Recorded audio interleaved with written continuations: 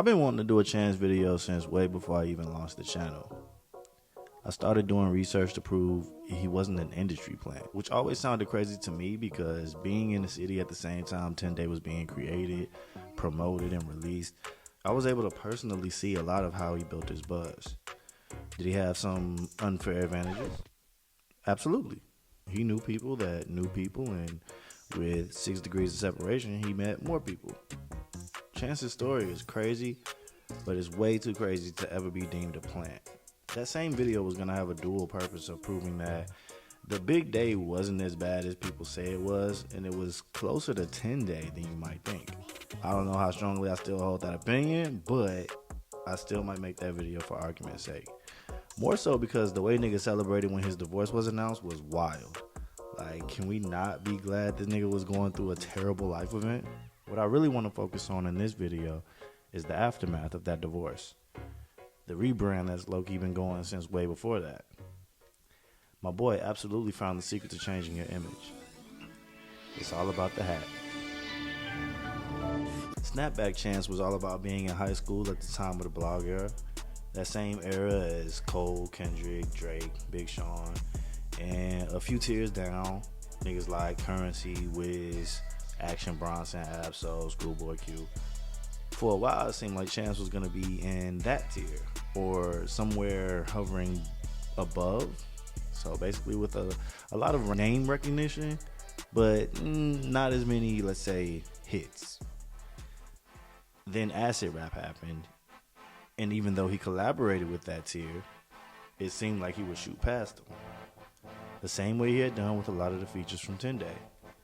Most of them became local favorites, and I mean no disrespect when I say that, but if you notice, Chance didn't have a hat. How can he be mentioned in the same breath as Drake without a hat? Then it happened. The motherfucking 3 hat. I first seen it when I saw billboards and bus ads for a coloring book. That's when I knew bro was out of here. That boy had a budget. The first single was No Problem with Wayne and 2 Chainz.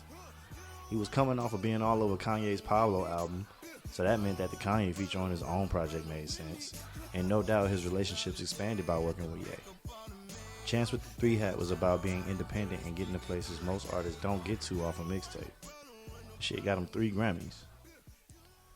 But Chance 3 hat was also a changed man. A new dad. The nigga loved Jesus now, and is finally ready to love somebody forever. I just can't believe this nigga wore that 3 hat for like 9 years just to get married and take it off. Come on, give it up. I made $6 million in 1 year off these hats, yo. Woo. Yeah.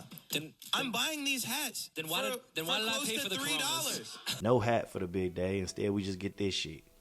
Which, I guess, I personally would have been on the cover with the fam and the top hat. Like, what the fuck was management thinking? Oh.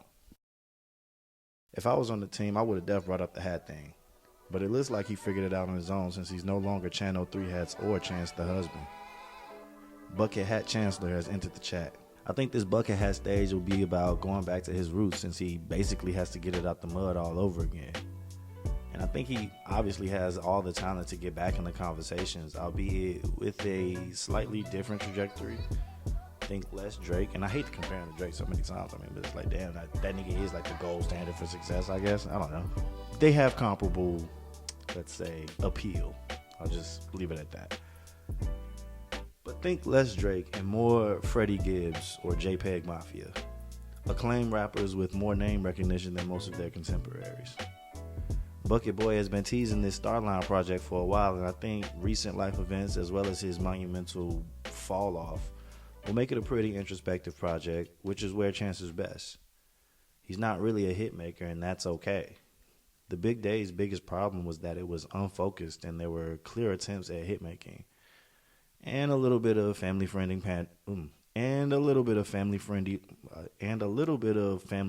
pandering.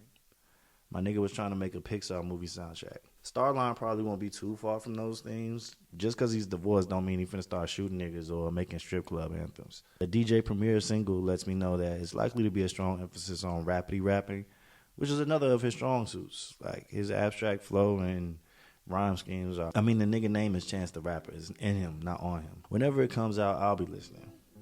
I like the 33 song. It definitely goes through a little bit of a history. Kind of, sort of what I was going to do with the basically bio, little short bio that I was going to do. So I might still make that video as well. I like Bad Boys too, but only because it's good to hear from Joey Purp again. So are you going to give Chance another chance? Bro, I'm so sorry I made that. I'm so sorry I said that shit. Or is it not cool to listen to him anymore? Did he fall off too far? There's a brand new feature on YouTube. You can actually leave comments and feedback on videos. That's crazy. If you don't want to say nothing but still want to let me know you fuck with the video, it's a like button. That's revolutionary, G. Like, more websites should do that. I think the subscribe button lets you get updates to my channel immediately. Either that or it's a contract with Satan. I don't know. Try it out. But other than that, see you tomorrow.